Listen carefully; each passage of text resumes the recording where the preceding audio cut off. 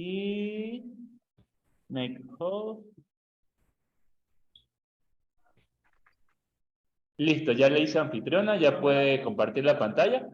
Y mientras tanto, entonces nosotros vamos presentando. Bueno, nosotros somos RealFit, un programa, un sistema de entrenamiento personalizado. Damos entrenamientos personales, tanto online como presencial. Ahorita estamos en un gimnasio de la ciudad de Mérida, ubicado en la avenida Urdaneta, en el Colegio de Médicos. Allí nosotros damos entrenamiento personalizado. Pero nosotros tenemos una propuesta de valor. Y nuestra propuesta de valor es que no solamente es la parte física, la parte de entrenamiento, sino que la complementamos con la nutrición y la salud, que nosotros la consideramos pilares. ¿Por qué? Porque es que sencillamente es indispensable integrar estos conocimientos al entrenamiento físico para ver resultados y para que las personas realmente tomen conciencia acerca de estos temas y que mejore su estilo de vida y que su salud sea óptima. Nosotros somos estudiantes de la carrera de medicina. Los creadores de RealFit somos nosotros, Mariana Vegas, que se encuentra acá, y mi persona, Jesús Torres. Además de estudiar medicina, tercer año de medicina, paralelamente llevamos la carrera de nutrición. Y bueno, nosotros somos apasionados con nuestras dos carreras. Sin más preámbulos, le doy la palabra a Mariana. Adelante, Mariana. Hola amigos, es un honor estar con ustedes el día de hoy y compartir esta masterclass. Con ustedes les voy a presentar a la doctora Inoelis Bastardo. Ella es médico cirujano de la Universidad de Caracas. Además es máster en nutrición y dietética de la Universidad Internacional de Valencia y tiene un diplomado en nutrición médica por la Universidad de Carabobo. Como todos ustedes tuvieron que cumplir los pasos para acceder hoy, tienen su Instagram y ven su contenido que es genial. Además, ella está disponible para consultas eh, cuando deseen luego de esta conferencia. Así que es un honor para nosotros tenerla aquí hoy y disfrutar lo que ella nos va a presentar. Así Sí. que le doy la palabra a la doctora. Hola, buenas noches a todos. Bueno, para mí es un honor que me hayan invitado y de verdad que lo hago con todo el gusto del mundo. Además de que el tema que logramos acordar, creo que es un tema muy de actualidad y que toda esa parte educacional, todo ese aporte nos enriquece, ¿ok? Quizás no para nosotros mismos, aunque en algunos casos sí pasa, sino quizás para ese amigo, para ese vecino, para ese papá, ¿ok? Pero todo esto lo que hace es enriquecernos. Es por eso que este tema es de tanta importancia, ¿ok? Sí. Entonces, bueno, muchísimas gracias a Jesús y a Mariana por la invitación. Y bueno, ¿qué ibas a comentar, Jesús? No, que es buenísimo además el tema del día de hoy porque hoy, 4 de marzo, es el Día Mundial contra la Obesidad. Entonces, realmente nosotros no lo planificamos con esa intención. Fue como que el destino nos puso allí para hablar sobre este tema y así conmemorar este día. Así que maravilloso. Eso era lo que iba a Buenísimo, comentar. buenísimo. Fíjense que la nutrición tiene muchísimas ramas y se pueden hablar de muchos términos, de la parte de nutrición deportiva, de la nutrición en general, de la nutrición pediátrica, pero yo me especializo más que todo en la parte educacional, en la pérdida de peso, en la obesología, así que esto me cae como anillo al dedo, ¿ok? Entonces espero que les guste muchísimo y luego pues al final concluimos con las preguntitas.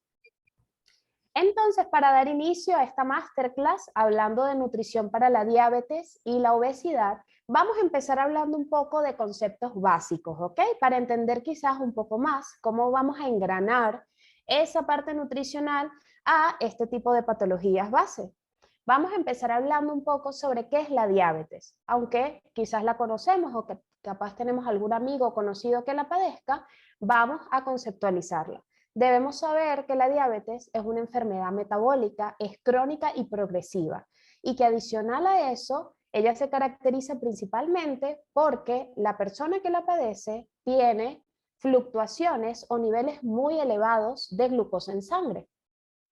Ahora bien, sabiendo esto, ¿cuáles son las causas o cuál es esa patogenia que nos genera padecer la diabetes? Bueno, se puede producir por dos mecanismos muy básicos. El primero puede ser que esta persona tenga algún daño a nivel del páncreas y que sus células beta, que son las encargadas pues de producir la insulina, no estén funcionando adecuadamente. Esto suele ser para personas que ya tienen un daño pancreático casi que de nacimiento o que incluso a medida del tiempo pueden llegar a tener ese tipo de defectos a nivel sistémico y orgánico. Y el otro tipo de casos pueden ser quizás por alguna resistencia celular a la insulina. Sin embargo, más adelante pues vamos a desglosar un poquito más la parte patogénica. Es importante conocer este tipo de patologías porque hoy en día es muy frecuente y sabiendo esto, saber pues que las consecuencias de diabetes mellitus son súper significativas, ¿ok?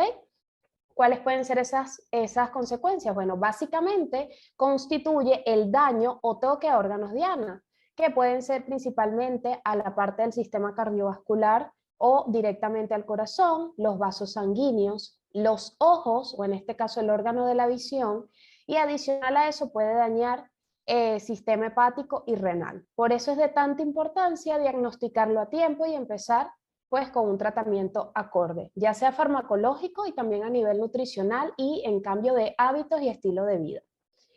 Sabiendo esto, quiero que conozcan un poco cuáles son los tipos de diabetes que podemos conocer hoy en día. Hay muchísimos más, pero estos son los más frecuentes porque cada día como que se descubre uno nuevo. Pero estos son los básicos y los que debemos conocer. Vamos a tener la diabetes mellitus tipo 1, ¿ok? Que siempre se le concede como la particularidad de que es de espectro infanto-juvenil, porque suele diagnosticarse en este periodo de la vida. Ella particularmente está o reside a un daño total de lo que serían las células betas del páncreas, es decir, que ese páncreas produce una cantidad deficiente o nula de insulina y por ende no se puede enfrentar a las cargas de glucosa que ingresan al cuerpo por parte de los alimentos. Y por ende, estas personas suelen ser insulinorequirientes, es decir, que su tratamiento inicial y de por vida va a ser a base de insulina. Ahora bien, hay unas características súper importantes que suelen identificar a la diabetes mellitus tipo 1, que son las famosas 4P, ¿ok? Que son esas características sintomáticas que se les confiere a la diabetes tipo 1, que van a ser la poliuria, ¿ok? Que consiste en un aumento de las micciones o de la frecuencia urinaria.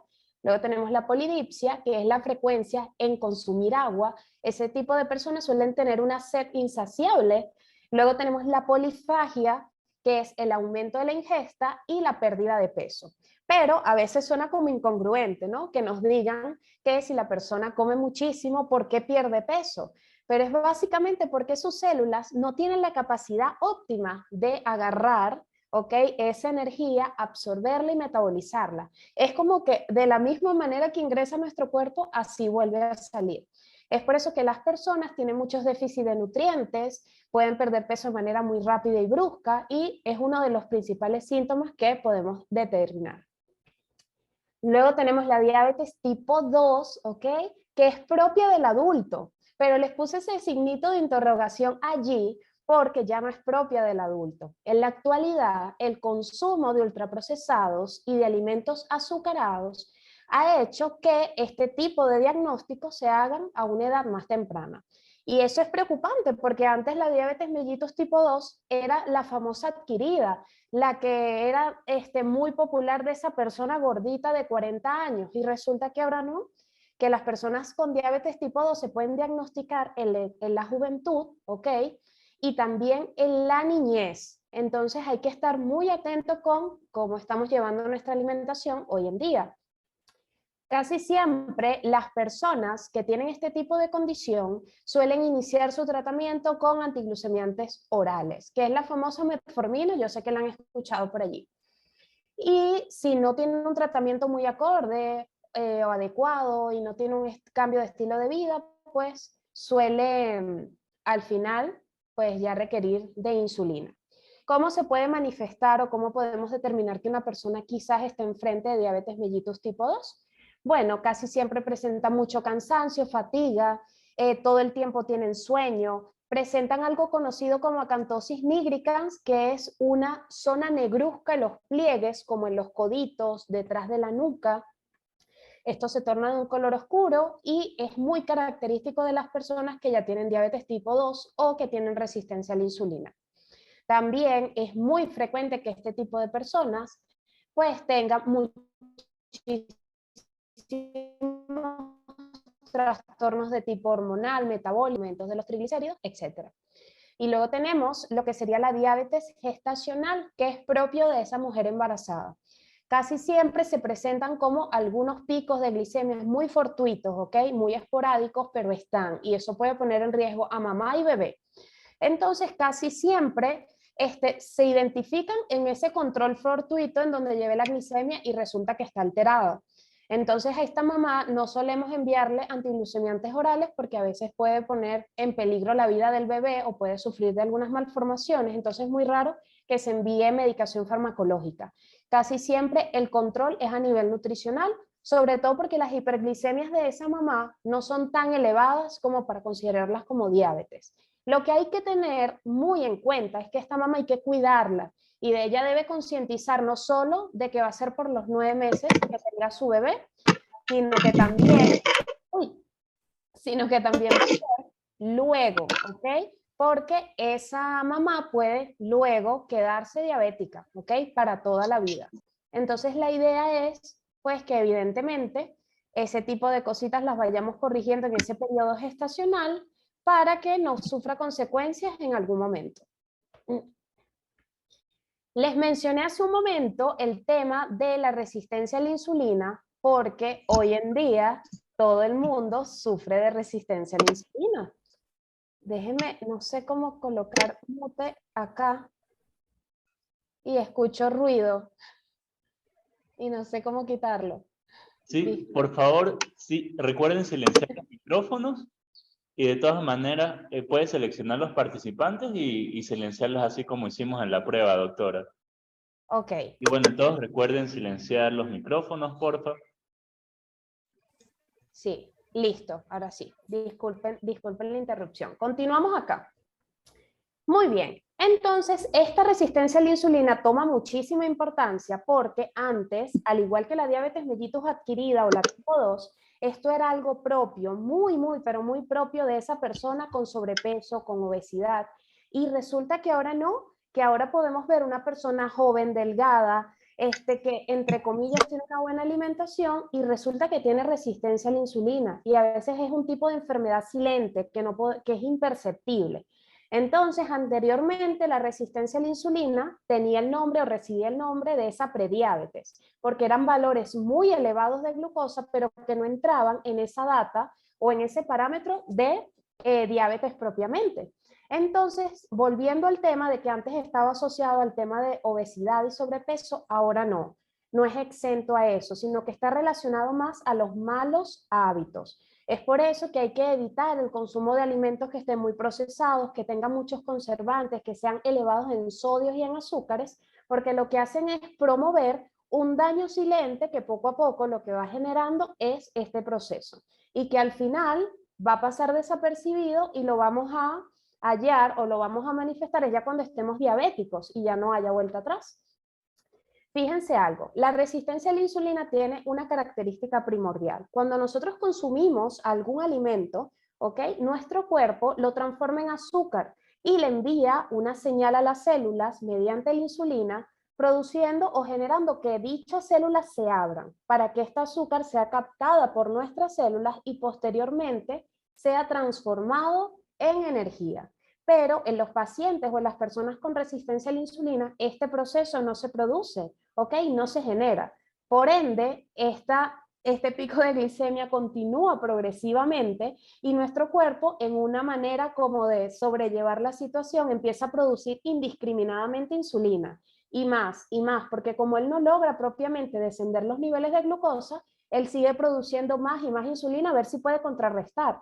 Pero llega un momento que el páncreas se agota, las células se dañan y el cuerpo dice, ya no puedo producir más insulina. Entonces, por ende, estoy dañando el sistema celular y el sistema pancreático. ¿ok? Entonces, es muy importante que sea diagnosticado en momentos tempranos de la enfermedad. Y algo primordial que debemos de conocer de la resistencia a la insulina es que es totalmente reversible, ¿ok? Y hago mucho hincapié en esto porque muchas personas van a ese endocrino o van a ese nutriólogo y se van a casa con un tratamiento de metformina y duran toda la vida, ¿ok? Duran toda la vida consumiendo metformina y esa no es la idea. La idea es que las personas vayan con un tratamiento en un periodo de corto a mediano plazo y cambien sus hábitos, empiecen a comer muchísimo mejor, empiecen a hacer ejercicio, porque de esa manera van a hacer un control progresivo y que a la larga del tiempo pues van a dejar o abandonar el tratamiento y van a tener un sistema celular y pancreático funcionando de manera óptima, porque si no se daña el 100% de los tejidos o de las células, nuestro cuerpo puede volver a... Ay, hola, se cortó. Tranquilos, todo sigue. Vamos a esperar a que todos se vuelvan a conectar. Vale, ustedes me avisan.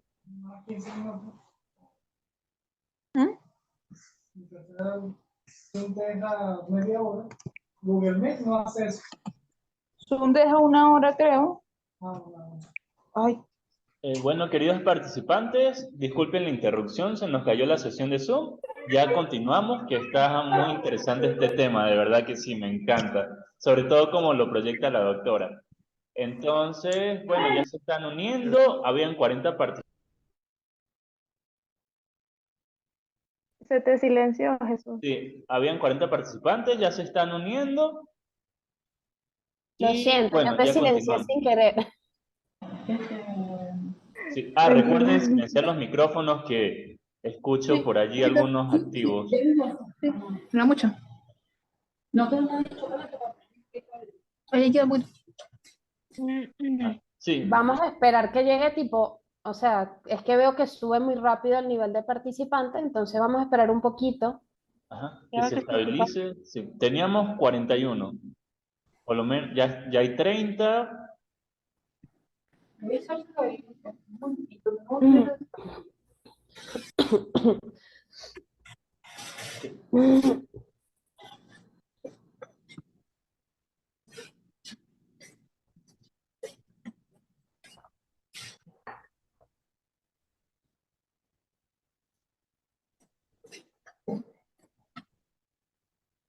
Ya creo que podemos ir comenzando. ¿Sí? Ajá. Bueno, Sí, buenísimo. recuerdes, si puedes, silencie todos los micrófonos porque hay algunos por allí encendidos para que Bueno, no haya interrupción. ok, chévere.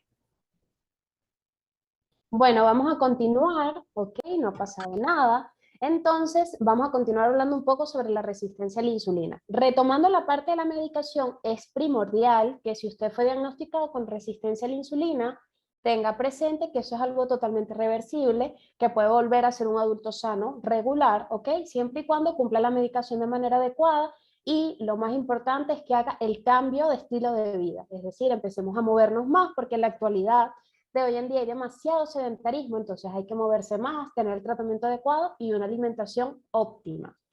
Ustedes se preguntarán cuál es la relación pues, que existe entre lo que sería la diabetes y la obesidad. Pues realmente es muy estrecha y cada día se estrecha muchísimo más. Usualmente los estados que sean de sobrepeso, de obesidad o que la persona particularmente tenga un porcentaje de grasa corporal elevado, esto predispone a que unos receptores que están alrededor de nuestras células se deterioren o se dañen.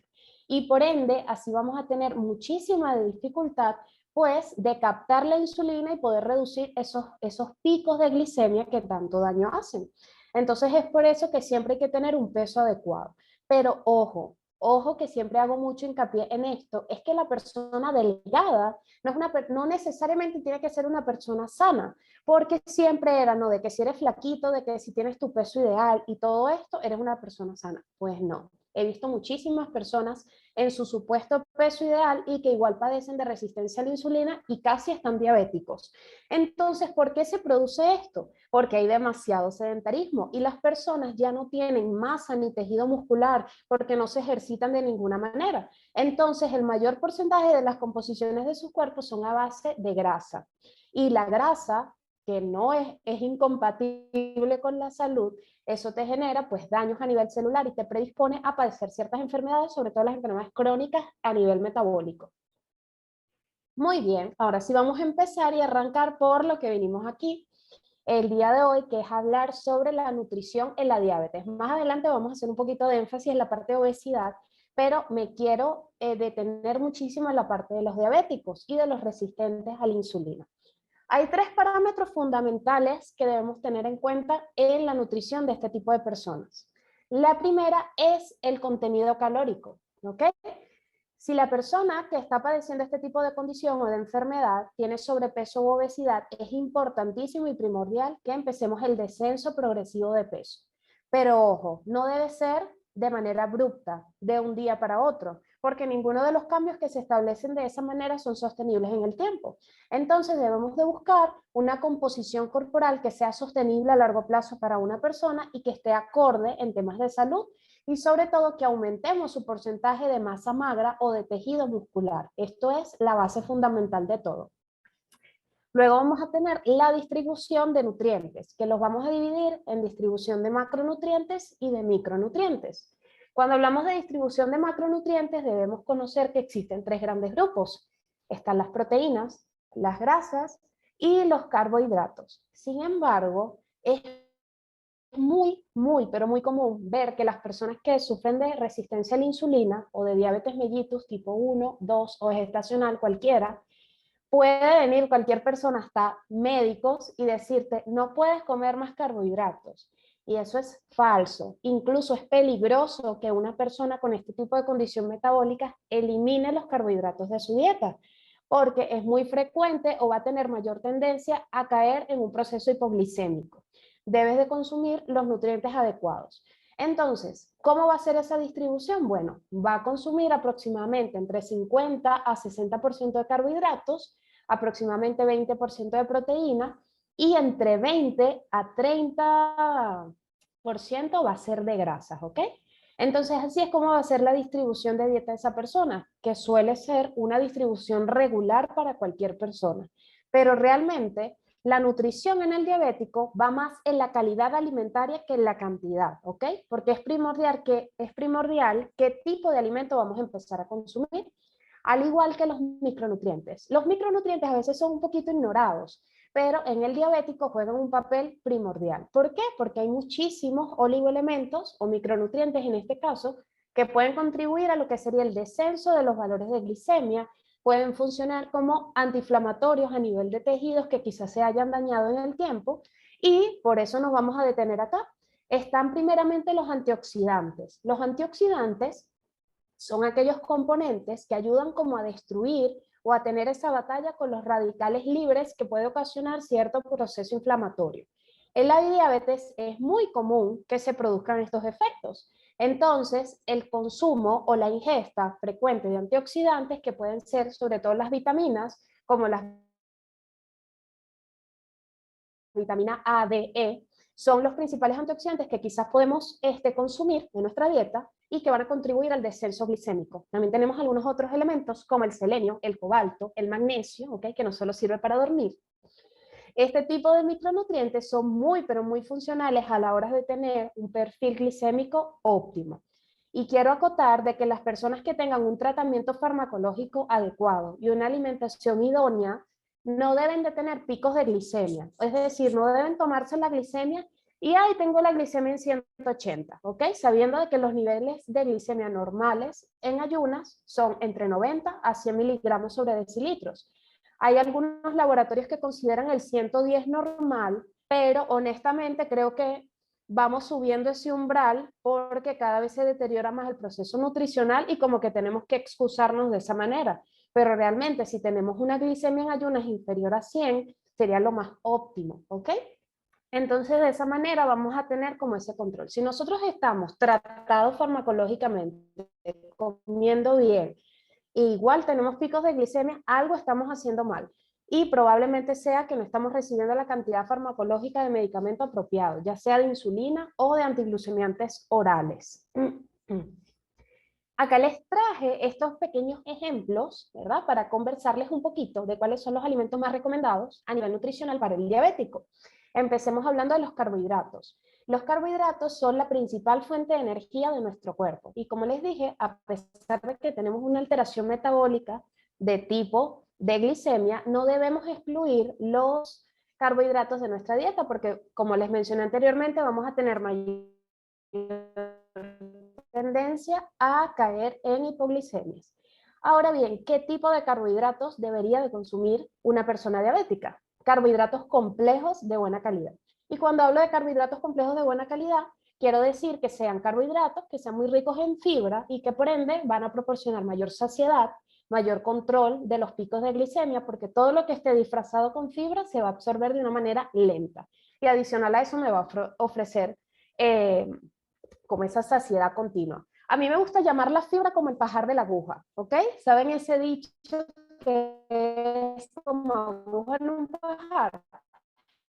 Bueno, ese pajar es la fibra, porque la fibra, por ver, entonces lo que hace es disfraza todos los nutrientes, todos los azúcares. Entonces, a medida de que él va transitando mediante nuestro intestino, esto lo que hace es disfrazar y que el proceso metabólico y de absorción de nutrientes sea más lento. Es por eso que es importantísimo que consumamos una cantidad de fibra adecuada. La cantidad acorde que debería consumir una persona cualquiera, sea diabético o no, es aproximadamente de 20 a 25 gramos al día, ¿ok? Entonces, retomando la parte de qué carbohidratos debería consumir una persona diabética, pues vamos a hablar de que debe ser primeramente cereales integrales o cereales de grano entero, llámese de esta manera arroz integral, pasta integral, harinas integrales, o sea, que sean elaboradas con el grano o el cereal completo. Y si nos vamos a algunos alimentos pues más orgánicos o de producción natural, vamos a tener los vegetales almidonados, que cuando hablo de vegetales almidonados son todos vegetales que poseen almidón, como por ejemplo la como que más recomendables que otros según su índice glicémico, pero ya lo vamos a ver, ¿ok? Igualmente, la fruta puede ser un buen alimento para los diabéticos, ¿ok? No hay que hacerla como entera. Consumir la fruta de manera entera, lo que vamos a permanecer o conservar es esa proporción de fibra, ¿ok? Y igualmente va a disfrazar los azúcares de la fruta y hacer que nuestro cuerpo los vaya metabolizando o absorbiendo de manera lenta.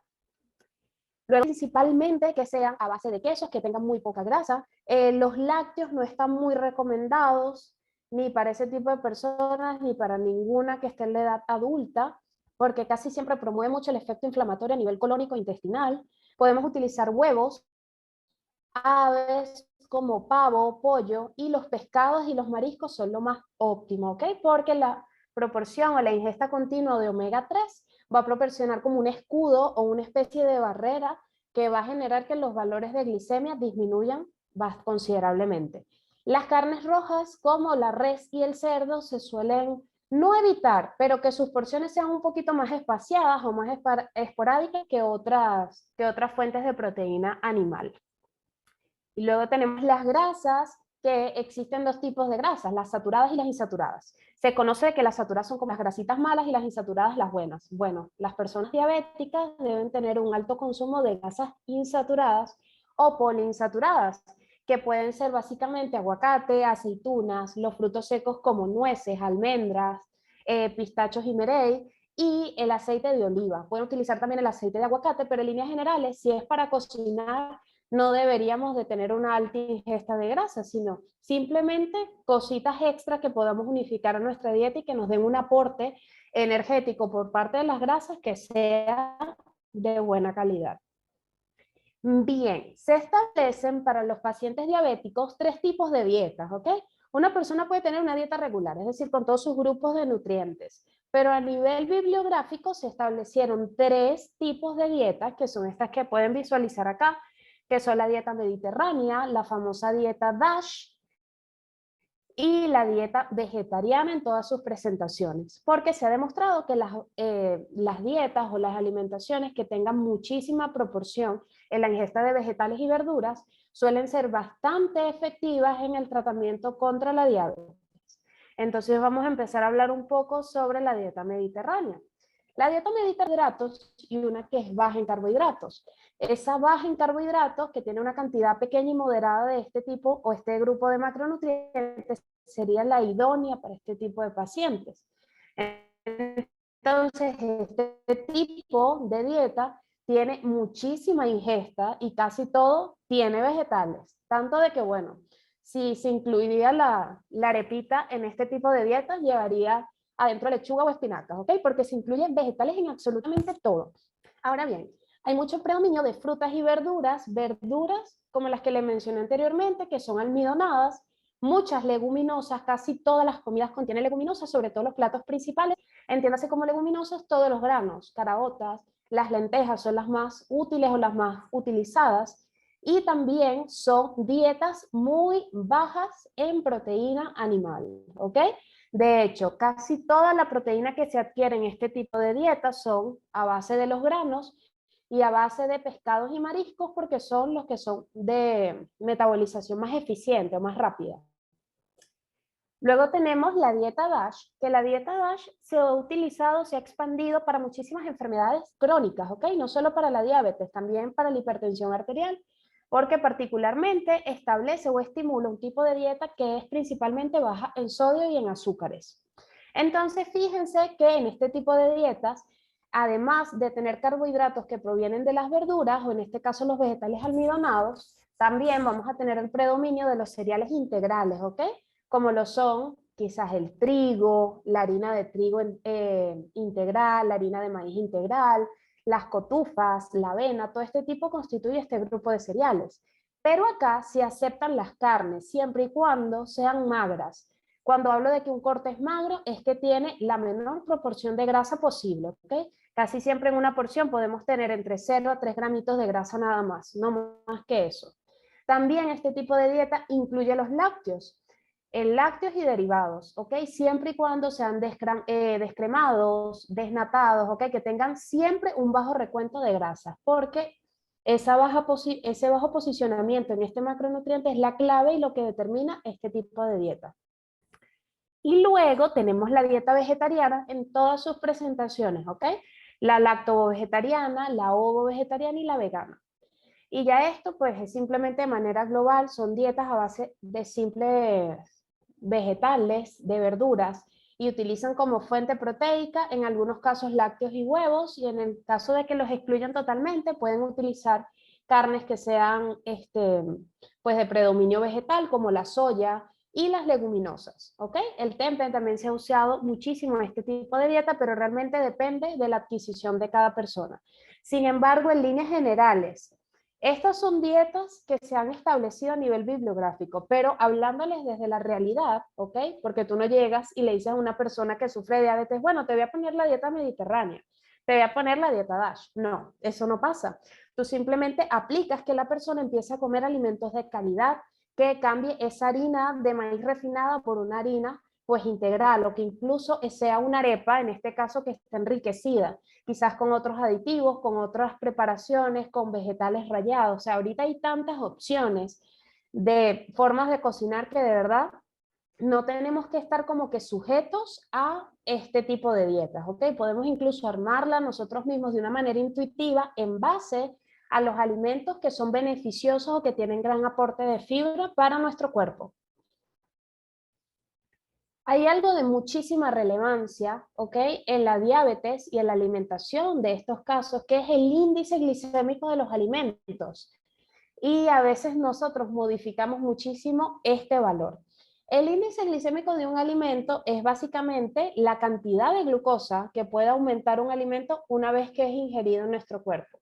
Y hoy les traje unas características fundamentales para que ustedes conozcan qué pasa en la cocina, ¿Y qué pasa en ese proceso de preparación? ¿Y qué pasa en nuestro cuerpo para que eso se altere? Porque a veces son cosas que pasan desapercibidas, que nosotros obviamos y que, saben, es de súper importancia. Empecemos número 1 con la presentación del alimento. Pues básicamente les pongo como ejemplo la fruta para destacar que la fruta debe comerse siempre entera. ¿Ok? ¿Por qué entera? Porque una vez que metemos nuestra frutica en la licuadora, toda la fibra soluble e insoluble se destruye y por ende, una vez que es ingresada a nuestro cuerpo, nos va a generar un pico de glicemia, porque ya no va a tener la fibra como disfraz. E inmediatamente eso se va a convertir en azúcar, porque eso es el componente principal de lo que serían las frutas, la fructosa. Entonces, es contraproducente que una persona beba jugos frutales, sea diabética o no. Si usted es un adulto sano, en recomendación general como nutriólogo, no beba jugos de frutas con frecuencia, ¿ok? Que sea esporádico, muy remoto. Luego tenemos la velocidad de la digestión. Y acá siempre saco a colación el tema de comer varias veces al día. ¿Qué pasa? Cuando nuestro proceso digestivo se lentece, ¿ok? O tenemos procesos digestivos bastante continuos, o por lo menos cada 2 o 3 horas, vamos a asegurar o vamos a disminuir los picos de glicemia. ¿Por qué produce esto? Porque si nosotros tenemos mucho espacio entre las comidas, vamos a poner que tenemos 5 o 6 horas sin comer, nuestro cuerpo particularmente se queda sin energía y por ende, cuando ingresemos cualquier tipo de alimento, ¡boom!, se dispara ese pico de glicemia. Igual pasa en el ayuno, es por eso que a veces no se recomienda, es más, jamás se recomienda que rompamos el ayuno únicamente que con carbohidratos. Es decir, me levanté, tengo 12, 14 horas sin comer y me comí un cambur. Error, porque eso va a ser un pico de glicemia, ¿ok? Porque nuestro cuerpo ya quedó como un estado basal que se quedó sin energía y por ende todo lo que comamos va a ser un pico, ¿ok? Va a ser como que necesito energía inmediata. Y por ende, la glucosa transitante en nuestra sangre va a ser muy alta. Luego tenemos la velocidad del vaciado gástrico. Particularmente siempre me gusta destacar que los 3 macronutrientes que existen, que son carbohidratos, proteínas y grasas, ellos tienen metabolizaciones diferentes. Los carbohidratos particularmente se absorben y metabolizan muy rápido, a diferencia de las proteínas y las grasas. Es por eso que ese día que ustedes se despierten con muchísima hambre, traten de no hacerse la arepita más grande pensando de que esa arepa es lo que los va a llenar. No, tienen que hacer la arepa pequeña, pero rellenarla muy bien, porque esa proteína es lo que va a tardar el proceso de metabolización. Es por eso que consumir comidas completas que contengan proteínas o grasas enlentecen el vaciado gástrico y por ende el impacto a nivel nutricional y metabólico de las azúcares no va a ser tan fuerte, porque va a ser muy progresivo, ¿ok? Esa es una estrategia de que nuestro cuerpo vaya metabolizando nutrientes de una manera lenta, ¿ok? Que no sea tan brusca.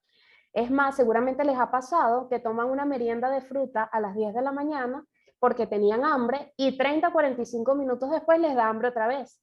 Y es porque los carbohidratos se absorben súper rápido, porque el cuerpo dice, uy, esto es azúcar, esto es glucosa, y mandan esa nube gigante, esa bomba de insulina, y ese carbohidrato se va y se degrada así de rápido, a diferencia de las proteínas y las grasas. Luego tenemos el método de cocción, importantísimo. ¿Por qué? Porque la cocción prolongada, la cocción que incluye agua, la cocción que incluye vapores, alteran y modifican el índice glicémico de los alimentos. Si ustedes agarran un plátano, ¿ok?, y lo ponen a sancochar y ese plátano dura 2 horas ahí y se sale de la cáscara y todo, ustedes están inconscientemente aumentando el índice glicémico de ese alimento. Porque al combinar a nivel bioquímico ese alimento con agua, lo que hacen es inducir el dulzor, aumentan el nivel de glucosa de ese alimento. Es por eso que los alimentos no se recomiendan, ¿ok?, que se cocinen tanto, sino que queden al dente. Igual esas preparaciones que, por ejemplo, son una proteína y las combinan con vegetales, y es, por ejemplo, carne con calabacín. Entonces le ponemos el calabacín y el calabacín se desarma y se evapora. Eso no debería pasar porque estamos perdiendo los nutrientes. Entonces todas las verduras, los vegetales, todo, absolutamente todo, sobre todo los vegetales que son almidonados como las papas, por ejemplo, deberían de ser cocinadas al dente, siempre al dente, que no se pasen. Luego tenemos la madurez del alimento.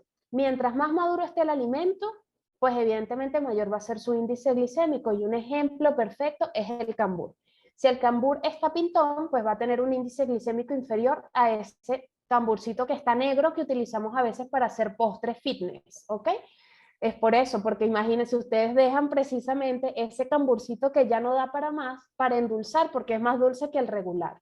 Entonces, evidentemente, para los pacientes diabéticos es preferible que consuman las cosas en su punto y que no estén tan pasadas para que no estén promoviendo la ingesta de un alimento que tiene un índice glicémico tan elevado. Luego tenemos la elaboración de los alimentos y un ejemplo perfecto son los jugos y los purés. Como les comentaba anteriormente con el tema de la fruta, si nosotros destruimos y transformamos esa fruta en un jugo, pues vamos a poner mayor disponibilidad de la fructosa de ese alimento y por ende va a generar un pico de glicemia muy brusco. Y al no tener fibra, pues su índice glicémico va a aumentar. Igual pasa con los purés, si nosotros ponemos una papa y dejamos que se desarme completamente, y el puré es papa con agua o papa con leche y queso y mantequilla y el montón de cosas y aditivos que le colocamos extra, eso va a aumentar el índice glicémico de la verdura. Por eso debemos cocinar o la verdura al dente si es sancochada o preferiblemente que sea al vapor o horneada, ¿ok? Para que mantenga su índice glicémico natural de la manera más óptima posible, ¿ok? Mientras más lo podemos preservar, muchísimo mejor. Y finalmente la sal, ¿ok? La alta ingesta de sal promueve de que la glucosa se absorba de manera más rápida, entonces pendiente con eso, ¿ok? Debemos evitar consumir tanto sodio, ¿ok? No solo de la sal que podemos añadir a los alimentos, sino sodio en general, ¿ok? Que es el componente principal de la sal refinada, la sal de mesa. Debemos evitar que sea una ingesta muy elevada, porque ¿qué es lo que vamos a producir? Que esa glucosa absorba y se absorba muchísimo más rápido de lo habitual. Muy bien, acá les traigo una tablita, ¿ok? En donde podemos observar cuáles son los índices glicémicos de algunos alimentos de manera alta, moderada o baja. Fíjense que en el nivel alto tenemos que va de 70 a 100. Cuando hablo de 70 a 100, ¿qué son esos números? Bueno, es que si ingreso ese alimento a mi organismo, me va a producir un pico de glicemia que va a estar entre 70 y 100 miligramos sobre decilitros, ¿ok? Es así como se establece el valor del índice glicémico alimentario. Uno agarra así como unas personas, las pone todas, le hace pruebas de glicemia, le da el alimento y luego se las vuelve a tomar. Así es como se realiza, ¿vale? Entonces, ¿qué alimentos vamos a tener con alto índice glicémico? Bueno, casi siempre las cosas refinadas, ¿ok? Arroz cocido, harina de trigo, la pasta, la harina de maíz, todos los panes blancos, todos, sean de panadería, de molde, todos. El azúcar de mesa, la miel y todos los derivados del azúcar, la panela, los jarabes, todo, absolutamente lo que sea derivado del azúcar es alto de índice glicémico. Las habas, que son un tipo de leguminosa, son como unas carotas pero gigantes. El chocolate, las mermeladas, todo lo que contenga azúcar o que sea derivado de algún fruto en específico y que haya sido degradado por calor o por algún licuado, va a ser altamente proporcional a que tenga un índice glicémico elevado. Luego tenemos el índice glicémico moderado que va de 56 a 69 y vamos a tener más que todo los alimentos que suelen ser integrales, pero que hayan pasado por un proceso de cocción. Entre ellos tenemos los panes, la avena, ¿ok? Fíjense que la avena está ahí en el medio, la lechosa, hay otras frutas como el kiwi, el melón, la naranja, sobre todo los cítricos, el limón, que tienen ese índice allí moderado, ¿ok?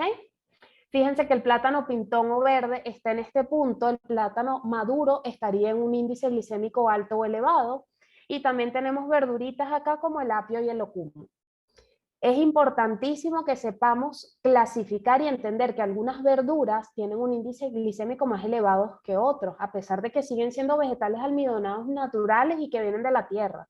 Pero fíjense que la papa tiene un índice glicémico súper alto y en líneas generales casi siempre con respecto al consumo de verduras se recomienda es la batata, que es como la estrella de las verduras, y también se recomienda la yuca, ¿ok?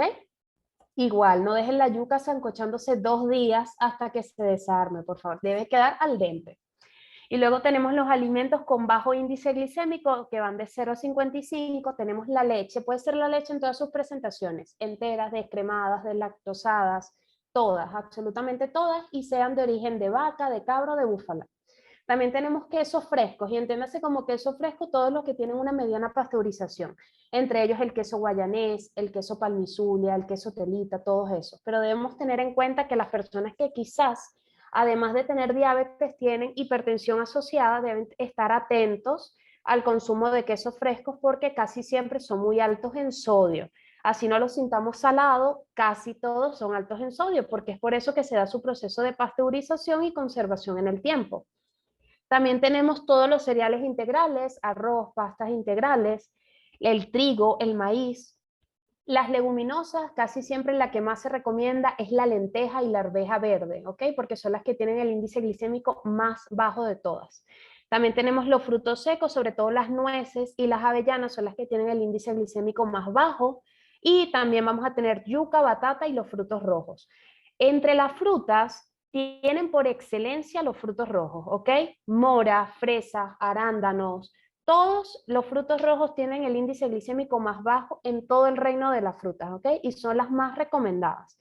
Entonces ya saben de que si tienen algún amigo o si tienen diabetes, una meriendita pudiese ser un yogur con unas fresitas y unas nuecesitas picadas. Perfecta esa merienda, ¿ok? Chévere, entonces seguimos acá.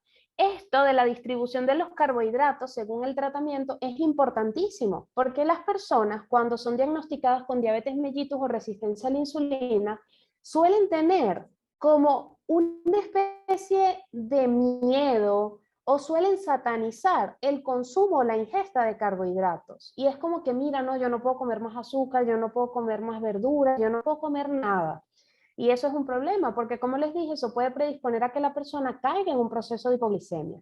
Entonces, hay intervalos adecuados para que la persona no se descompense, ¿ok? Por un efecto hipoglicémico por falta de carbohidratos. Y puede tener dos variantes. La primera es para las personas que tengan insulina basal, única o en intervalos como tratamiento de base.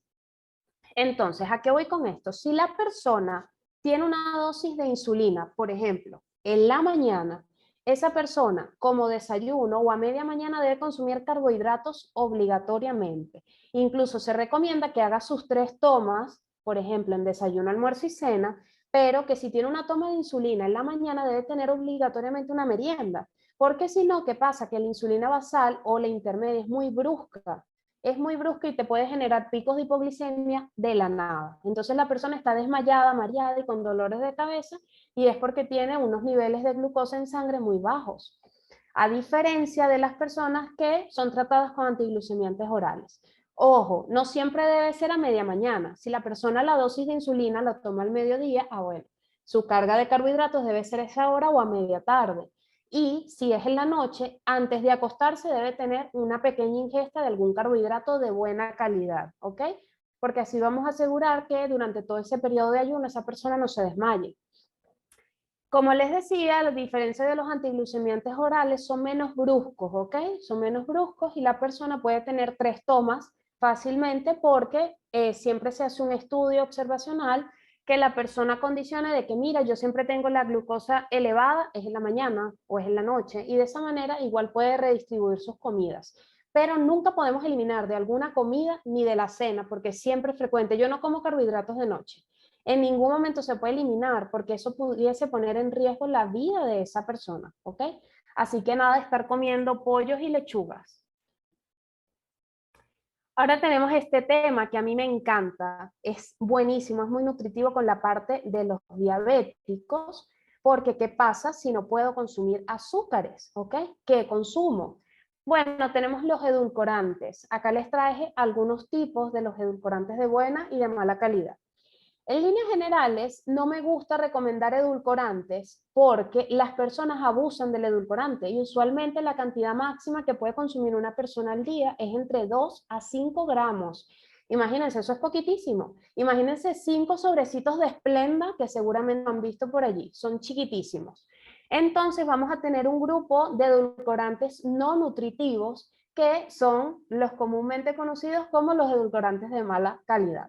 Y casi siempre son utilizados por la industria alimentaria para endulzar cosas por su bajo costo. ¿Qué pasa? Los edulcorantes no nutritivos son una opción para los diabéticos, pero a nivel nutricional yo no los recomiendo porque generan muchos daños a nivel de la biota intestinal. Entre estos edulcorantes están el aspartame, la sucralosa, la maltodextrina, ¿ok? Que son esos edulcorantes comerciales. Hay que tratar de alejarnos de ellos. Los nombres comerciales más comunes son la Montalbán, esa 0 calorías, la Esplenda, que es la que estamos casados con la Esplenda. Hay que evitar, ¿ok? Luego tenemos los polioles, entre ellos xilitol, eritritol y sorbitol, y voy a hacer un paréntesis súper rapidito para hablarles del eritritol, porque hace unos días el CNN subió una publicación que decía que el eritritol se había comprobado que generaba morbilidades a nivel de corazón, de vasos sanguíneos, apoplejías, un montón de cosas. Y me explotaron el DM, mira, pero este es el que tú recomiendas, ¿qué pasó? Y entonces yo veo el estudio y resulta que en el estudio todas las personas estaban enfermas ya, o sea, todas tenían algún daño cardiovascular, todas tenían una coagulopatía, todas. Entonces realmente no se demostró que el eritritol particularmente fuese causante de esos efectos, sino que se demostró fue una correlación, más no una causa. Entonces hay que esperar más estudios. ¿Por qué? Porque hasta ahora, hasta el sol de hoy, el eritritol era uno de los edulcorantes recomendados, porque es uno de los que alteran en menor grado la biota intestinal. Así que pues hay que estar atentos a más estudios y no guiarnos por las letras gigantes que dicen no, no, no, todo mal, porque hay veces que hay cosas que ignoramos y debemos estar atentos a ellos. Luego tenemos el glucósido esteviol, es uno de los mejores edulcorantes que hay, sobre todo para diabéticos e incluso para adultos sanos. El glucósido esteviol es la famosa stevia, ¿ok? Pero la stevia pueden ir en dos presentaciones, en la de hojitas naturales y también pueden estar en la forma hidrolizada y cristalizada, que es la que compramos así en el supermercado.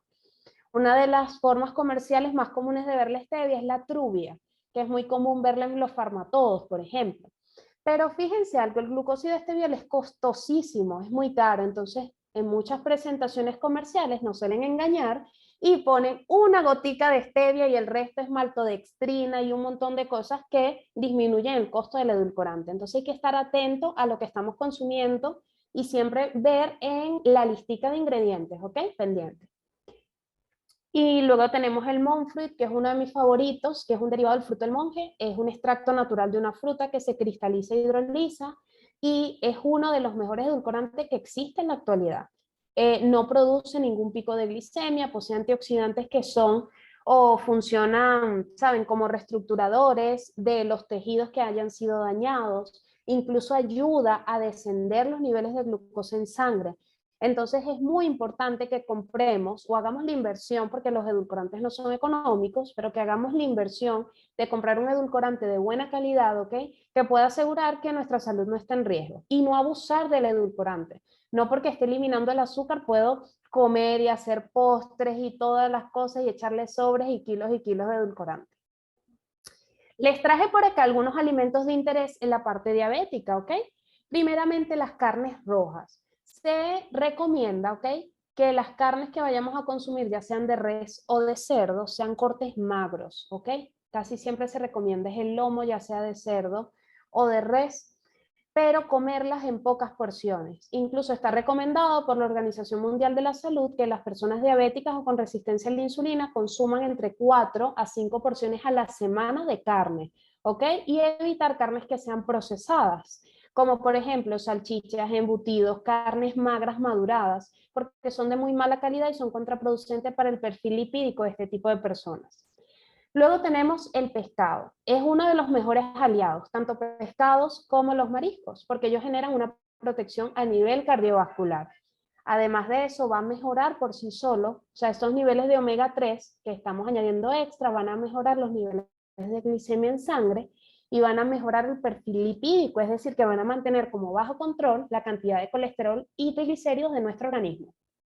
Pero ojo, no es por sí solo, no es que comiendo pescado se me va a bajar el colesterol, es simplemente unificando este tipo de alimentos a mi dieta. Todo lo demás debe estar bajo control también. Luego tenemos las frutas y verduras, que ya sabemos que las frutas y verduras son buenísimas para nuestro consumo en general, pero ellos tienen dos componentes importantísimos, que son los flavonoides y los polifenoles, que ellos tienen un efecto propiamente hipoglucemiante. Y es porque ellos contribuyen básicamente a lo que es el contenido de fibra de ese alimento. Entonces van a mejorar por sí solo y a largo plazo el Doctora funcionamiento de Guino, las células que producen, ajá, ajá, disculpe, es que solo nos queda menos de un minuto para que se acabe la sesión. ok, Entonces, podemos cerrar esta y aperturar otra y continuamos. Pero todo va de chévere, maravilla. buenísimo. ¿Quieren que termine con esta parte de cacao o no da Eh, tiempo? Pues quedan como 30 segundos. Ok, entonces continuamos en el siguiente. Ok, está bien. Bueno, Ok, entonces vale, la voy a cerrar y continuamos en el siguiente. Entonces ya copiado, le envío a todos el nuevo enlace. copiado. Sí, estén atentos al nuevo enlace. Nos vemos ahorita. Lo que la Organización Mundial de la Salud lo establece, esa persona pudiese estar fácilmente en sobrepeso, pero no es un sobrepeso malo, porque si su mayor porcentaje es en tejido muscular o tejido magro, pues ¿cómo va a estar malo eso? Si más bien él está sumando un beneficio a nivel de salud a su cuerpo. La obesidad es multifactorial y tiene muchísimas causas, pero entre las principales tenemos una dieta no saludable, ¿ok? Que, ojo, puede ser una dieta de mala calidad alimentaria o puede ser una dieta con mucha cuantificación, es decir, de porciones abruptas, de porciones antes. También tenemos las calorías líquidas, muy, muy frecuentes, de ese tipo de personas que dicen, yo no sé por qué subo tanto de peso, si yo no yo como poquito, pero entonces esa persona se toma 1 litro de Coca-Cola al día. Esas son literalmente calorías líquidas que a veces son imperceptibles, los jugos. Imagínense, una porción de juguito es 120 ml, esos son como una cosita diminuta. Entonces nos tomamos un vaso de jugo, ok, gigante, que puede tener 4 y 5 porciones de fruta que conllevan a 4 o 5 porciones de carbohidratos y por ende vamos a sobrepasar todo el tiempo la cantidad calórica que realmente nuestro cuerpo necesita. Luego tenemos el sedentarismo, que es uno de los principales problemas que tenemos en la actualidad y tiene muchísimo impacto en el tema de la obesidad, porque no nos movemos tanto como deberíamos y nos da flojera, nos da pereza y todo esto. Pero la actividad física es primordial.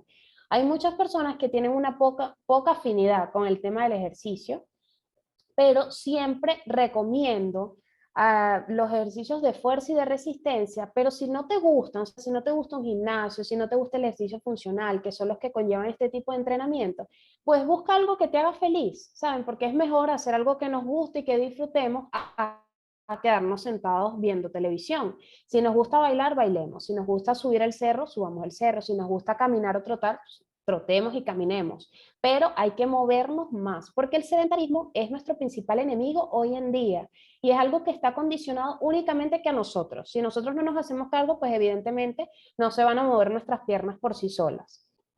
Luego tenemos los trastornos hormonales. Y hago mucho hincapié y énfasis en esto porque es muy frecuente, sobre todo en la mujer, que tenga trastornos hormonales que impidan que pueda perder peso.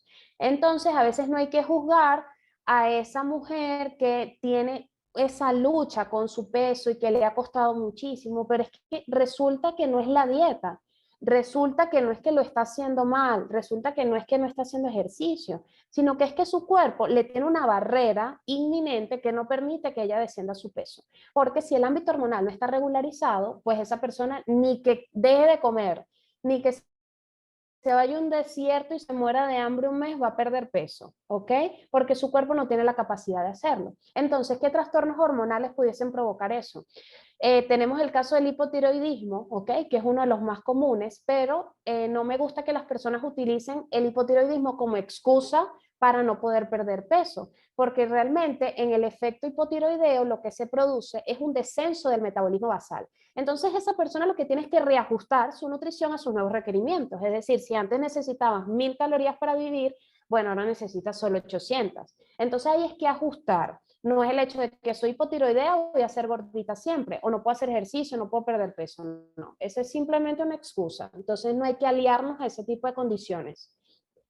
Otros trastornos hormonales son el de las hormonas femeninas, ¿ok? El exceso de estrógeno, el exceso de progesterona, el síndrome de ovario poliquístico pueden ocasionar que una persona no pueda descender su peso, ¿ok?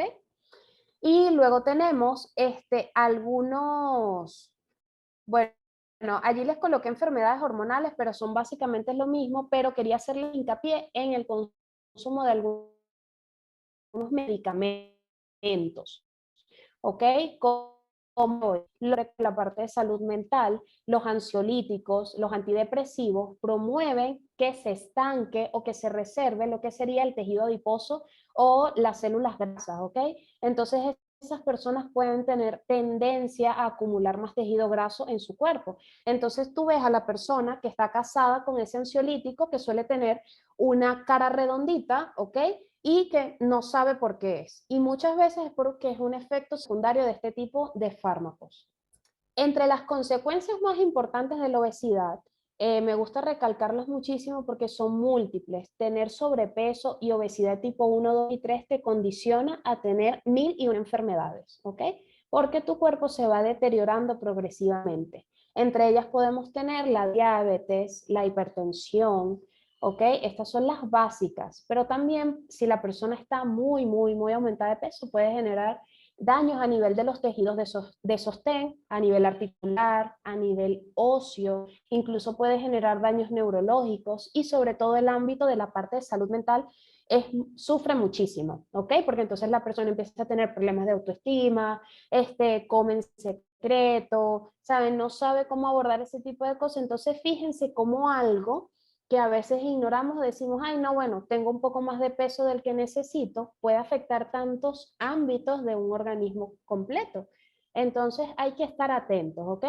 Hay diferentes cuerpos, no todos los cuerpos son iguales, no hay que criticar otros cuerpos, pero siempre hay que buscar la mejor versión de nosotros, ¿ok? Una versión que esté activa, una versión que esté energética, porque yo he visto muchas personas jovencitas así, que están como un palillito y están todo el día cansadas y tienen sueño y tienen insomnio y tienen 1001 problemas. Y casi siempre es porque no comen bien. También a veces es frecuente ver trastornos a nivel del cuerpo en hormonas, en condiciones de infecciones del sistema inmunológico, simplemente porque la persona no come adecuadamente. Entonces es importante hacernos cargo de nuestro cuerpo y saber que lo que comemos es lo que se va pues a manifestar en nuestra salud. Quiero hacer algunos tips, ¿ok? En la parte de pérdida de peso y de cómo hacerlo correctamente, porque a veces como que fallamos en el intento. Y está bien, está normal, a veces necesitamos un poquito de ayuda, un empujoncito, a veces podemos empezar 1001 vez, ¿ok? No tiene que ser todo un proceso lineal, porque podemos empezar las veces que necesitemos iniciar. Para iniciar un proceso de pérdida de peso, siempre se va a necesitar un proceso de déficit calórico, es decir, de comer menos calorías de las que nuestro cuerpo necesita. Las dietas hipocalóricas no tienen restricción alimentaria, es decir, yo puedo comer todos los macronutrientes, carbohidratos, proteínas y grasas, pero en la porción adecuada y que mi cuerpo necesita para empezar a utilizar esas reservas que se encuentran en mi cuerpo para poder degradarlas progresivamente. El ejercicio es fundamental y es muy importante en las personas que tienen sobrepeso o obesidad, porque nadie quiere descender un montón de kilogramos y quedar aguadito como una gelatina. Todos queremos tener esa turgencia, tener unos músculos fuertes. Entonces hacer un ejercicio de fuerza y resistencia exhaustivo, ¿ok? Va a proporcionar que mi tono muscular sea muy idóneo. Antes se creía que el ejercicio cardiovascular era, dale, haz cardio y corre y salta 5000 veces que eso te va a hacer perder peso. Y no, es falso. No se ha demostrado de que el ejercicio cardiovascular vaya a generar una mejoría en la pérdida de peso. Más bien es contraproducente si lo vemos de la siguiente manera, de que una persona que haga puro cardio lo que va a hacer es degradar, eso sí, más tejido graso, pero ¿a qué costo? A no tener tejido muscular o a tener muy poco tejido muscular y no es lo que queremos, porque la idea es que se vaya manteniendo la turgencia de los tejidos de sostén y de la piel y que esa persona, como les digo, no quede súper elástica con toda la piel que quizás vaya dejando en ese proceso. Entonces es importante siempre darle esa prioridad al ejercicio de fuerza y resistencia y no estancarnos en el tiempo, sino que siempre ir progresando consecutivamente, ¿sabes? Aumentar el peso, aumentar la resistencia, aumentar el número de repeticiones, etcétera, etcétera. Siempre venciendo como que el límite de nuestro tono muscular. Además de eso, las pérdidas de peso no son de la noche a la mañana, ¿ok? Hace poco una persona me dijo, oye, yo he perdido 42 kilos. Y yo dije, wow, es muchísimo, porque uno le dicen 42 kilos y uno se impacta, ¿no? Y yo le pregunté, ¿en cuánto tiempo? Y dijo, ah, no, en un año. Y todo el mundo, ay, fue súper rápido y todo. Y yo saqué mi cuenta así rápido de nutrióloga loca Y entonces resulta que eso da una cuenta de entre 2 y 2,5 kilogramos por mes, ¿me entienden? Entonces fue algo progresivo y disciplinado en el tiempo, no es que él perdió 10 kilos de la noche a la mañana, lo que es totalmente contraproducente. Pero él, luego de ser disciplinado un periodo de 12 meses consecutivos, puede decir, perdí 42 kilos, ¿ok? Y eso es importante, súper, súper importante. Ahora bien, ¿por qué les menciono esto? Porque las pérdidas de pesos particularmente no pueden ser tan rápidas ni tan bruscas. ¿Por qué? Porque nuestro cuerpo tiene solamente la capacidad de degradar entre 2 a 4 kilogramos de grasa por mes, no más de eso. Por eso es que esas dietas milagros que nos prometen perder 10 kilos o más no son muy adecuadas. En algunos casos, porque siempre hay excepciones de que la vida de la persona esté comprometida, que por lo menos hace poco tuve un caso de que un paciente llegó a mi consulta con 170 kilos y tiene 35 años. Y yo le dije, en 2 años estás hipertenso y diabético. Entonces no es justo que una persona tan joven esté tan predispuesta a tantas enfermedades. Entonces solo en esos casos en los que la persona está a un nivel de peso muy elevado, sí se recomienda pues que el descenso sea un poco más brusco. Y ojo, no hablo de pasar hambre, no hablo de restricción alimentaria, sino simplemente hacer un déficit más abrupto, más grande. Pero de resto, lo máximo que se recomienda perder por mes es aproximadamente eso, entre 2 a 4 kilogramos. Entonces, ¿de qué va a depender de que sea más o menos? Pues de que tan disciplinado vaya a ser en el tiempo, de qué tanto ejercicio vaya a realizar, de qué tan cumplida sea con mi alimentación, etcétera, etcétera. Simplemente no debemos de condicionar de que, mira, juro, tengo que perder los 4 kilos, porque incluso a veces las dietas se van estancando y la persona se va acostumbrando a ese tipo de alimentación y hay que ir renovando los requerimientos para que esa persona no deje de perder peso, en este caso. Y finalmente, una ingesta adecuada de proteínas. Eso es primordial en los procesos de pérdida de peso. ¿Por qué? Porque hay que mantenerla, el tono muscular o la masa muscular que tiene ya esa persona construida, constituida, para protegerla a toda costa. Entonces eso solo se consigue trabajando la masa muscular mediante los ejercicios de fuerza y resistencia y adicional a eso comiendo la cantidad adecuada de proteína, que en el caso de pérdida de peso se recomienda que sea entre 1,5 como mínimo o 1,8 gramos por kilogramo de peso, ¿ok? Entonces es a estar súper atentos con eso. Muy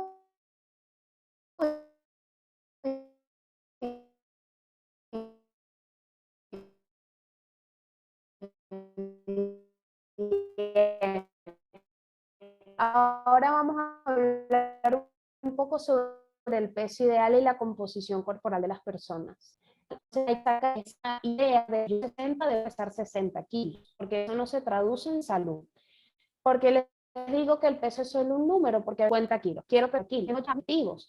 Y realmente el número de la báscula es muy relativo, porque como les mencioné anteriormente, las personas particularmente, ¿ok?, que tienen un porcentaje de masa muscular muy elevado, a veces pueden estar más pesados de lo que deberían o de lo que establece la Organización Mundial de la Salud. Y entonces cuando pasa esto, ¿qué ocurre? Que pueden estar en la categoría de sobrepeso o obesidad sin realmente tener sobrepeso o obesidad, sino que es que tienen abundante tejido muscular. También es importantísimo tener en cuenta las fluctuaciones de nuestro cuerpo. Están las fluctuaciones a nivel nutricional. Hay que evitar, ¿ok? Hay que evitar tener este tipo de procesos. Y eso pasa cuando empiezo a hacer dietas muy restrictivas y tengo efectos rebotes. Entonces aumento y desciendo de peso progresivamente. Entonces estos descensos y aumentos de pesos pueden alterar cómo sea la absorción de nutrientes a nivel de macronutrientes. Entonces empiezo a descender mi absorción de proteínas y grasas y ascender la absorción de carbohidratos, porque como me restringo tanto de los alimentos, entonces mi cuerpo cuando empieza a recibir, lo que hago es reservar, guardar y guardar. Entonces es por eso que es mejor hacer un proceso continuo, ¿ok? Pero que sea un poco más lento, más progresivo. Luego tenemos las fluctuaciones de los valores, ¿ok? Y también se pueden producir en personas que tengan esa variabilidad de aumentos y descensos de peso. Casi siempre se produce a nivel de glicemia, porque entonces la persona no comía nada y de repente se come el mundo entero, porque le dio un atracón de comida. Igualmente, el perfil lipídico sufre muchísimo y yo he visto personas que en 2 meses o hasta un periodo corto de 6 semanas tienen colesterol, los triglicéridos en las nubes cuando hace unos meses no lo tenían. Y esto se produce por las fluctuaciones que se producen a nivel nutricional por ese desborde de peso, ¿ok? Y les hago esta acotación de masa muscular versus grasa corporal, es porque siempre hay que tener en cuenta que músculo es igual a salud, ¿ok? No se lleven tanto por el peso, no se lleven tanto por lo que sería la composición de nuestro cuerpo, sino por el tejido muscular que tenemos dentro de él, ¿ok? Entonces siempre hay que trabajar en tener porcentajes de grasa corporal bajitos, ¿ok? Que sean o que estén adecuados o que estén en el rango normal, porque siempre así es que vamos a poder decir con potestad, mira, estoy sano, ¿ok? Y para terminar, vamos a hablar un poco de la prevención dietética y deportiva, ¿ok? Que esto aplica para ambos casos, ¿ok? Aplica para la parte de la diabetes y aplica para la parte de obesidad. Entonces, tengan en cuenta de que para ambos casos deben tener una dieta, primeramente, que sea en base a alimentos de buena calidad. Si hablamos de carbohidratos, por ejemplo, que siempre tengan mucha cantidad de fibra, ¿ok? Traten de siempre consumir sus 20 gramitos o 25 gramitos de fibra al día, de que si van a comer carnes, sean carnes de buena calidad, que sean cortes magros, que si van a consumir, por ejemplo, el pollo, traten de que no lo consuman ni con la piel, ni lo cocinen con la piel, porque toda la grasa que desciende de ella, pues lo absorbe la carne. Entonces traten de cuidar esos detalles, sobre todo de preparación y cocción, que pueden hacer una diferencia súper brusca. También añadir más leguminosas, porque hay veces que por flojera, que por tiempo, quizás no incorporamos este grupo de alimentos, pero saben, la organización no es todo. Y yo siempre les doy como esos datos de que, oye, si organizas tu alimentación, si trabajas en base a tu alimentación, es muy importante para ti, tú vas a saber cómo incorporar ese tipo de nutrientes. Adicional a eso, traten de comer muchísimos alimentos crudos, ¿ok? A veces suele ser aburrido, pero es porque nos privamos de la creatividad en la cocina. Yo sé que a veces muchos no tenemos tiempo por tema de trabajos, estudio, etcétera, pero privarnos de la creatividad en la cocina es lo que hace que todo sea un poco más aburrido. Entonces siempre hago ensalada de lechuga y tomate. Y evidentemente 3 días comiendo lechuga y tomate, voy a odiar la lechuga y el tomate. Entonces traten de ser más versátiles, ¿ok? En cuanto a la cocina, para que no maten tantos nutrientes ni la biodisponibilidad de ellos, porque siempre el calor, la cocción y estos métodos de preparación van a disminuir pues la cantidad de nutrientes que tienen los alimentos, sobre todo en las frutas y en los vegetales. Y en cuanto al ejercicio, importantísimo, que sean por lo menos de 3 a 4 sesiones por semana, pero que eso no sea la excusa de que, bueno, yo hice ejercicio 3 días, puedo faltar el resto de los días. No, si puedo hacer los 5, hago los 5, si hago los 6, hago los 6, y así sucesivamente, porque a veces viene un médico o algún profesional de la salud y te dice, ay, no, puedes hacer de 3 a 4 veces. Entonces ya yo me coloco una autoetiqueta de que si hago 3 veces a la semana, estoy chévere. Igual, siempre cuando vamos a esa visita con el cardiólogo y el cardiólogo te dice, ay no, camina 30 minutos, eso es suficiente. Claro, puede ser suficiente inicialmente para una persona que era totalmente sedentaria, pero hay que progresar en el tiempo, hay que avanzar, hay que darle prioridad a ese ejercicio de buena calidad que va a fomentar que yo tenga un tejido muscular saludable, óptimo. Adicional a eso, debemos condicionar el ejercicio a nuestros gustos, ¿ok? Porque quizás lo nuestro no sea las pesas, lo nuestro no sea el CrossFit, lo nuestro no sea el funcional y el gimnasio, sino capaz nos gusta, no sé, bailar, pero entonces yo me pongo unas pesitas en los tobillos mientras bailo y así estoy generando una resistencia extra sin saberlo y haciendo una actividad que disfruto. Porque hay veces que nos fijamos de que llevar un estilo de vida sano, balanceado y bien estructurado es algo malo, es algo caro, es algo aburrido, es algo que conlleva como un proceso restrictivo. Entonces hay que quitar y eliminar esa etiqueta, ¿ok? Totalmente, erradicarla para que así podamos disfrutar todos los procesos. Disfrutemos la pérdida de peso, disfrutemos la pérdida de nuestros 10 kilos, disfrutemos incluso hasta las condiciones que ya tenemos, porque una persona que, por ejemplo, tenga que vivir con diabetes mellitus, pues simplemente se tiene que hacer cargo. No es como que, ay, bueno, ya estoy enfermo y hago lo que me da la gana. No, porque al final eso puede tener unos efectos, unas consecuencias muy, muy bruscas. Entonces, ¿saben? La idea es detener. ¿ok? Que esa enfermedad no siga avanzando, que se pueda detener en el tiempo y que en muchos casos va mejorando progresivamente, ¿ok? Entonces, para que tengamos en cuenta esas dos cositas. Y bueno, muchas gracias a todos. Estoy atenta a todas las preguntas. Bueno, de verdad, muchas gracias, doctora Ino. Estuvo maravilloso, a mí me encantó, yo sé que a los demás participantes también. Está abierta entonces la ronda de preguntas. Por allí ya tenemos algunas, las Ajá, vamos a estoy leer. viendo.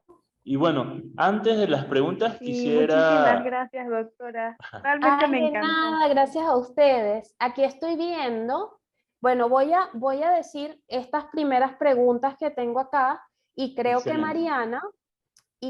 Mariana como que le hizo un screen a las anteriores.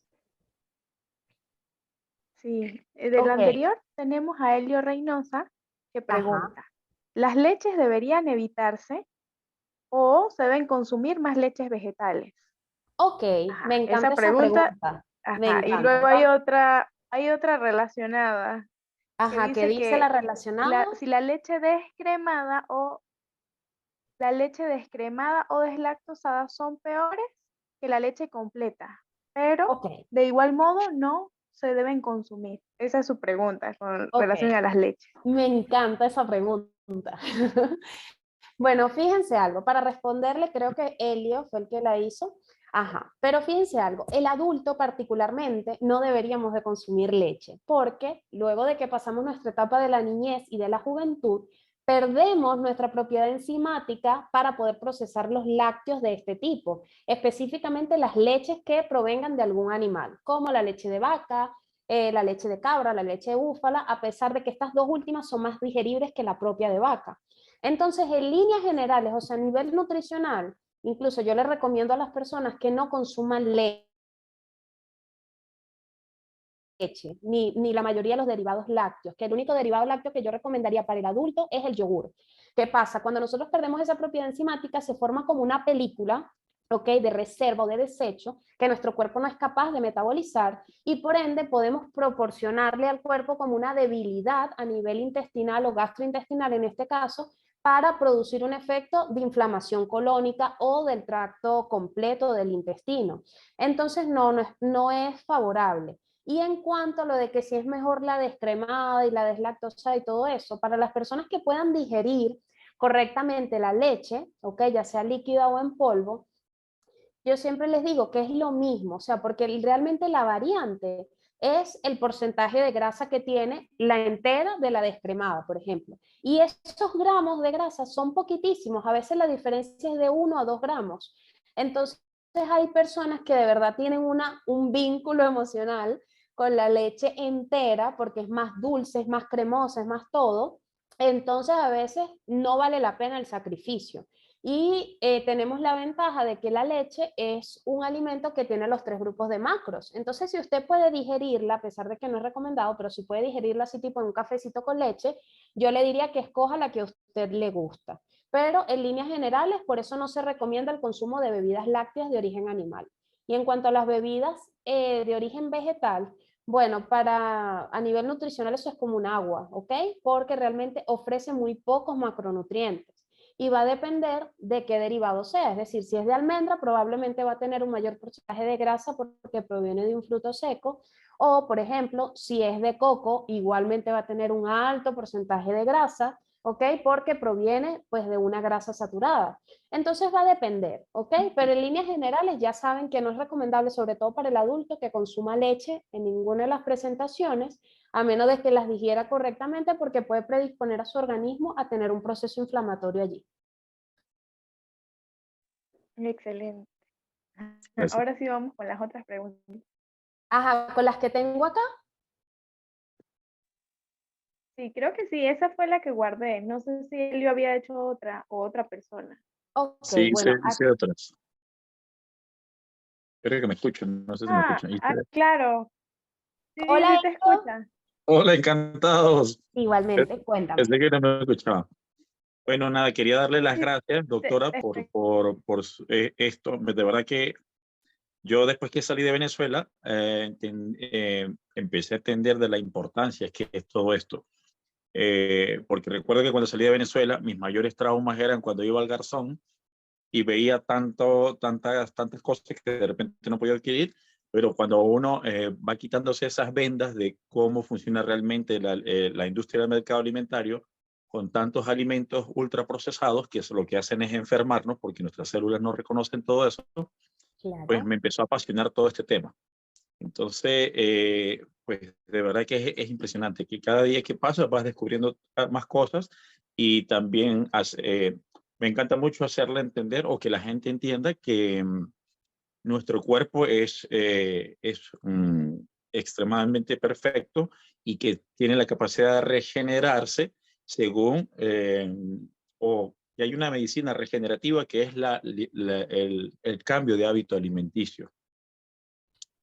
Entonces es como darle esa esperanza a la gente pues, de entender que a través de la alimentación efectivamente pueden mejorar muchas condiciones o patologías degenerativas, ¿no? Totalmente. Estoy súper enamorado de esos temas. Totalmente. De Sí, hecho, yo soy muy defensora de la parte nutricional, pues obviamente es mi rubro, pero yo digo, la nutrición es la prevención de todos los males que tenemos hoy sí, en día. Entonces, ¿sabes? Mientras más temprano empecemos a ocuparnos y a comer sano y a concientizar más que todo y a estar conscientes de esos elementos que nos hacen daño a nuestro organismo, pues evidentemente los vamos a atacar a un nivel más temprano. Estoy viendo por acá que me dejaste otra pregunta sí. que decía que no es recomendable poner a pesar a los gramos y kilogramos de calorías, sino enseñar a comer a una persona y que de esa manera se pueda acelerar su metabolismo, ¿ok? Eso te diría que es un sí y un no, ¿ok? Particularmente, yo siempre les digo a las personas que los instrumentos para pesar comida, como por ejemplo los pesos y las tazas medidoras, son unas rueditas de bicicleta. A mí me encanta ese ejemplo, porque si tú no conoces cuál es la porción que a ti te corresponde, pues tú no sabes cuánto vas a comer. Entonces a mí me gusta como un proceso adaptativo, porque tampoco soy muy fan de que uno tenga un peso en la cartera y que saques, ya va, que voy a sacar mis tacitas, sino que tú aprendas a reconocer visualmente cómo son las porciones. Pero evidentemente para una persona con mucho peso, ¿ok? Que puede ser un potencial consumidor de o sea, de comidas muy copiosas o de alto volumen, ya con que tú hagas un cambio, incluso la persona que lo haga por sí misma y diga, mira, voy a empezar a comer menos de esto, o sea, unas porciones más normalizadas o más estándar, ya puede empezar a ver resultados. Incluso hay personas que así obtienen muchísimos beneficios. Y lo otro que te quería comentar era con respecto a lo que me mencionaste o preguntaste sobre la cantidad de peso que debería perder la persona por una semana.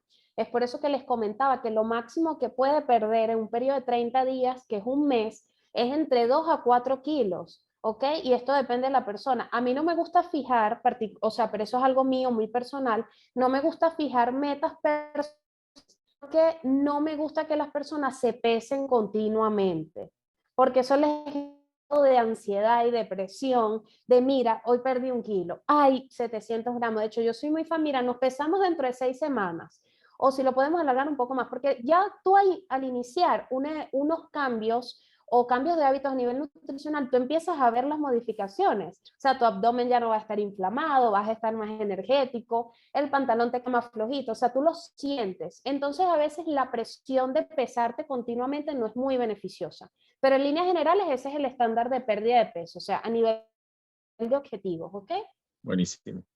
Muchas gracias. Otra preguntita que no sé si puedo. Cuéntame. Otra cosa, yo pude experimentar hace aproximadamente 11 años. Yo fui encargado allá en Mérida. Todos son de Mérida, ¿verdad? Creo. Ay, yo soy de Maracay. Bueno. Bueno, sí, bueno, yo pude experimentar estando en Mérida. Yo fui encargado 4 años de un restaurancito que quedaba por la Avenida 6. Y cuando no tenía información de este tema de la alimentación, yo no comía. Hablando ordinariamente, yo hartaba. Yo comía de una manera exagerada, espantosa. Me servía esos enormes platos de arroz y el caldito del pollo horneado se lo echaba encima al arroz. Era un desastre. Total que yo empecé a sufrir de problemas digestivos, de una flatulencia extrema, un reflujo gástrico, miles de inconvenientes estomacales. Y conocí un médico naturópata que me habló me dijo que me hiciera una limpieza intestinal.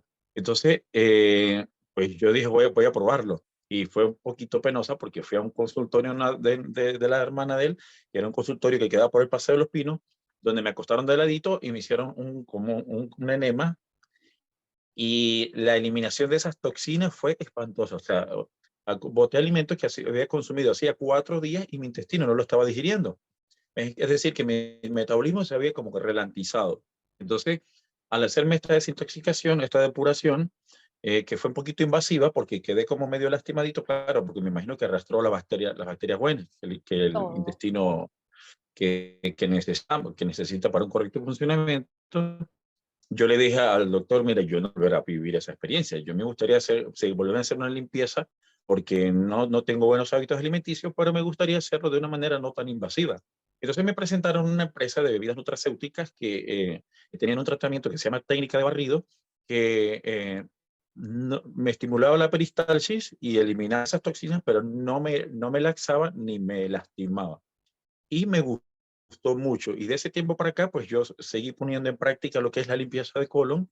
Y bueno, de verdad que yo estoy súper encantado con eso. No sé si usted ha escuchado hablar al respecto, porque tengo 11 años haciéndolo y bueno, cumplí 46 años hace 4 días y la gente pues se asombra, mis amigos, todos me dicen, oye, pero 46 años y pareces un muchacho de 32, 30, 35, cuando mucho. Pero entonces yo digo que es a raíz de eso. No sé qué opinan ustedes al Bueno, respecto, por respecto. debes tener en cuenta que tú tuviste un cambio de estilo de vida, de Sí, aquí, del cielo a la tierra, y ese es el factor primordial que tienes que tener en cuenta.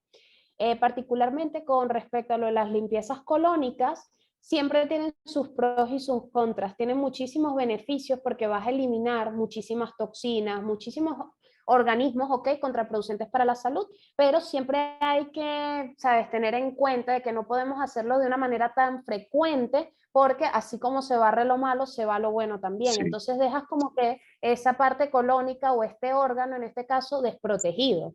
Entonces, esa es la única recomendación que pudiese darte, es que no lo realices con tanta frecuencia, porque ya tú tienes un estilo de vida mucho más sano y balanceado y que por ende eso va a seguir protegiendo tu cuerpo de ahora en adelante, ¿ok?